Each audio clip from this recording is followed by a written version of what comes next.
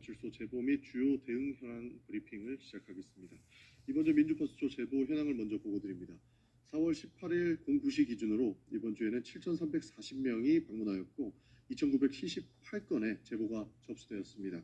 매체별로는 SNS 29.49%로 가장 높은 수치를 기록했으며 그 뒤로는 네이버 26.86%, 유튜브 14.91%, 커뮤니티는 5.54%, 틱톡은 2.48% 순서로 제보되었습니다. 다음은 오늘 주요 제보 내용입니다. 어제에 이어서 도봉역에서 발생한 교통사고와 우리 당 후보를 허위로 연관 지은 가짜 뉴스가 스레드 등 SNS를 통해서 빠르게 유포되고 있습니다. 4월 15일 여러 온라인 커뮤니티를 통해서 소름 돋는 도봉역 벤츠 사건이라는 제목으로 현장 영상이 게시되었고 해당 영상에는 도봉역 인근 도로에서 흰색 차량이 경찰차를 포함한 여러 차량을 밀치며 도주하는 장면이 담겨 있었습니다.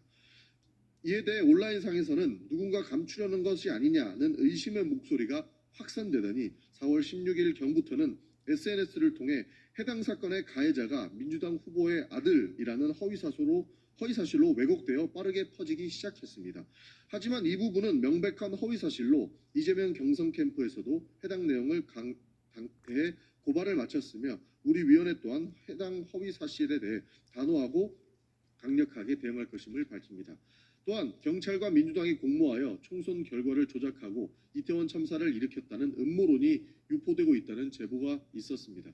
4월 17일 여러 온라인 커뮤니티에 윤석열을 탄핵시킨 이재명의 개딸이 경찰청 정보과 형사들이다라며 더불어민주당이 공모하여 총선을 조작하고 이태원 참사를 일으켰다는 등의 근거 없는 음모론을 유포하고 있다는 제보가 다수 접수되었습니다. 해당 주장에는 수천 명의 경찰 댓글 부대가 민주당과 함께 움직였다라는 내용은 물론 경찰 정보과 형사들이 이번 6월 3일 조기 대선을 위해 만반의 준비를 해두었다는 표현까지 포함되어 있어 현행 대통령 선거의 공정성에 대한 불신을 조장하고 사전 여론을 왜곡하려는 의도가 있는 것으로 판단됩니다. 이번 주 제보 내용을 간략히 보도드리겠습니다. 첫 번째, 민주당 인사들에 대한 살해 선동 및 민주당 경선 후보에 대한 허위사실 유포 등이 이어졌습니다. 특히 윤석열을 사랑하는 모임이라는 이름의 페이스북 그룹에서 익명의 이용자가 모두 집에 있는 식칼과 둔기를 준비하여 국회의사당 앞에 모여 더불어공산당 국회의원들을 죽이자는 극단적인 표현을 담은 글을 게시한 것으로 나타났습니다. 둘째, 윤어게인 운동이 온라인 선동을 넘어 실제 행동으로 이어진다라는 제보가 다수 보고되었습니다. 페이스북 커뮤니티, 카카오톡 오픈 채팅방 등 다양한 플랫폼에서는 윤석열 대통령 사기 탄핵에 국민 저항권을 발동하자 전화 서명 400만 돌파, 1000만 명이 모이면 국민 현명이 완성된다는 등 구체적인 행동을 촉구하는 내용이 유포되었습니다. 또한 윤어게인 운동과 부정선거 음모론을 결합한 새로운 형태의 허위 정보 유통 정황도 확인되고 있습니다. 마지막으로 부정선거 방지를 위한 선거감시단 모집 등 부정선거를 여전히 맹신하며 부정선거 음모론이 유포되고 있다는 제보가 있습니다. 일부 SNS에서는 윤 대통령 지지율이 70%였는데 0.7%로 간신히 이겼다며 허위사실을 주장하는 글이 확산되고 있습니다. 특히 트위터에서는 개표 중단을 시키고 선관위에 물리적으로 대응해야 한다며 2030 세대를 중심으로 한 부정선거 부패 방지대 모집 글까지 등장하고 있습니다. 그리고 국민의힘 거짓말 시리즈를 보여드리겠습니다. 국민의힘 대선 주자 거짓말 시리즈 12번째입니다. 한동훈 국민의힘 전 대표가 한 라디오 프로그램에 출연해 괴물 정권의 탄생을 막아야 이재명 공적 마인드 없다라고 주장하였습니다. 4월 10일 본인의 대선 출마 기자회견에서 괴물 정권이 나라를 망치는 것을 막아야 한다고 주장한 것에 이어 또 한 차례 괴물 정권을 강조한 것입니다. 하지만 괴물 정권은 불법, 반헌법적 개헌과 내란으로 나라를 망칠 뻔했던 윤석열 검찰 정권이라는 점에서 명백한 내로남불식 거짓말입니다. 한동훈 전 대표는 윤석열 밑에서 검사로 성장하였고 그를 뒷배 삼아 법무부 장관, 여당 대표 등으로 승승장구하였습니다. 나라를 망친 괴물 정권에서 법무부 장관, 여당 대표를 지낸 한 전 대표가 괴물 정권을 운운하는 꼴입니다. 한동훈 전 대표는 윤석열 밑에서 공직생활 외에 국민으로부터 직접적인 선택을 받는 선출직 경험이 전혀 없습니다. 김경수, 김동연, 이재명 등 우리 당의 경선 후보들은 경기지사, 경남지사, 국회의원 등 각종 선출직 공직을 거치며 공적 영역에서 스스로를 입증한 자격을 갖춘 후보들입니다. 이러한 한동훈 전 대표가 우리 당의 후보의 공적 마인드를 논하기에는 자격이 부족합니다. 검사 경력과 내란 정권 부역 이외에는 경험을 한 적 없는 한 대표가 괴물 정권, 공적 마인드를 언급하는 것은 부끄러운 일이 될 것입니다. 국민의힘 대선 주자 거짓말 시리즈 13번째입니다. 홍준표 전 대구시장이 4월 17일 기자들과의 대화에서 도널드 트럼프 미국 대통령과 자신이 닮았다고 하던데 둘 다 범죄자 정치인, 여자를 건드리고 한 사람은 돈을 줬고 이 후보는 무상련을 했다 주장했습니다. 여자를 건드리고 한 사람은 돈을 줬고라고 하는 부분은 트럼프 대통령을 지칭한 것으로 볼 수 있습니다. 트럼프 미국 대통령의 해당 의혹은 아직 재판 중이므로 혐의가 확정되지 않았고 이재명 후보에 대한 관한 발언은 상대할 필요조차 없는 명백한 거짓말이므로 홍준표 전 시장의 발언은 진실이라고는 하나도 없는 허위사실 유포이자 거짓말입니다. 또한 해당 발언은 우리 당 경선 후보에 대한 악질적인 흠집내기를 넘어 본인의 정치적인 목적을 위해 우리나라의 가장 중요한 외교 상대국 중 하나인 미국의 현직 대통령 추문까지 들먹인 최악의 매국 행태이기도 합니다. 홍준표 후보는 미국, 중국, 일본, 러시아 등 주요 국가의 외교 안보 이슈를 세밀하게 조율하고 다뤄야 할 대통령이 되시겠다고 하면서 주요국 정상에 대해 외교 관계를 파탈낼 만한 거칠기 짝이 없는 언사를 하고 있는 것입니다. 특히 미국과는 통상 이슈, 주한미군 주둔 분담금 등 차기 정부에서 협상해야 할 내용이 차고 넘치고 있는 상태입니다. 책임 있는 정치인이라면 외교 관계에서 영향을 미칠 수 있는 경솔한 언동은 조심해야 합니다.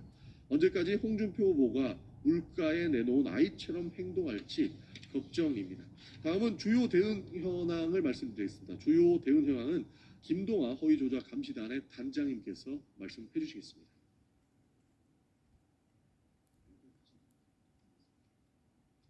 네, 주요 대응 현황 보고 드리겠습니다. 한국경제 왜곡 보도에 대한 진실을 밝힙니다. 어제자 한국경제는 단독, 국힘, 민주파출소 맞불 조직 만든다, 민주당 언론 입틀막이라는 제목의 보도에서 민주당이 언론중재위원회에 제소한 215건 중 115건이 기각 또는 취하되었다며 국민의힘 김장겸 의원의 발언을 인용해 이재명의 심기를 거스르면 무조건 제소부터 남발하는 악랄한 수법이라고 보도하였습니다. 그러나 여기에는 숫자의 함정이 있습니다. 취하는 대부분 언론사와의 사전 협의를 통해 원만히 조정되어 취하가 된 경우가 대부분입니다. 이에 따라 기사에서 언급된 작년 6월부터 올해 1월까지의 기간 동안 당 소속 국회의원이 개별적으로 제소한 사례를 제외한 더불어민주당의 제소 현황을 확인한 결과 총 104건 중 언론사와의 사전 협의에 따라 취하된 46건을 제외하면 실제 기각, 취하된 건수는 34건으로 이는 전체의 약 32%에 불과합니다. 또한 기간 설정에도 함정이 존재합니다. 제소기간을 올해 4월까지 확장해보면 총 제소 건수는 156건으로 늘어나고 이 중 기각, 취하된 건수는 36건에 그쳐 전체 대비 23% 수준으로 비율이 더욱 낮아집니다. 이처럼 한국경제는 더불어민주당의 제소기간을 자의적으로 제한하고 조정 취하의 배경을 제대로 설명하지 않은 채 국민의힘 측 주장만 일방적으로 인용하여 마치 민주당이 언론을 억압하고 있는 것처럼 보도하였습니다. 한국경제의 보도가 왜 민주당이 언론중재위원회에 제소를 할 수밖에 없는지를 역설적으로 보여주는 사례라고 할 것입니다. 다음 스카이데일리 언중이 제소 등 기타 언론 대응 보고드립니다. 스카이데일리는 어제자 칼럼 민주당이 집권하며 생기는 일에서 민주당 집권 이후의 상황을 자의적으로 예단하며 마치 대한민국이 중국 공산당의 통제를 받는 것처럼 묘사했습니다. 그러나 이에 대한 구체적 근거나 사실적 근거는 전혀 제시되지 않았습니다. 오히려 대한민국은 윤석열 대통령에 의해 검찰, 군부 독재 시대로 회귀할 뻔한 위기를 겪었으며 비상계엄 시도가 그 시작이었고 대통령 파면이 그 실패의 결과였습니다. 해당 칼럼에 대해서는 언론중재위원회에 제소하였으며 선거기사 심의위원회 제소도 검토 중입니다. 어제 언론중재위원회 심리 결과를 보고드립니다. 핀앤드마이크 3월 20일자 보도, 이재명이 저지른 3대 내란, 형장의 이슬로 사라질 급과 관련해서는 기사 및 유튜브 영상 열람 차단 조치에 합의하였습니다. 한편 스카이데일리의 3월 18일자 기사, 역대 대통령 탄핵 3건 북지령대로 실행 우연일까에 대한 심리는 스카이데일리 측의 불참으로 인해 기일이 속행되었음을 알려드립니다. 다음, 한동훈 전 대표의 허위 비하 발언을 여과 없이 방송한 KBS 전격 시사를 방송통신심의위원회에 신고 접수하였습니다.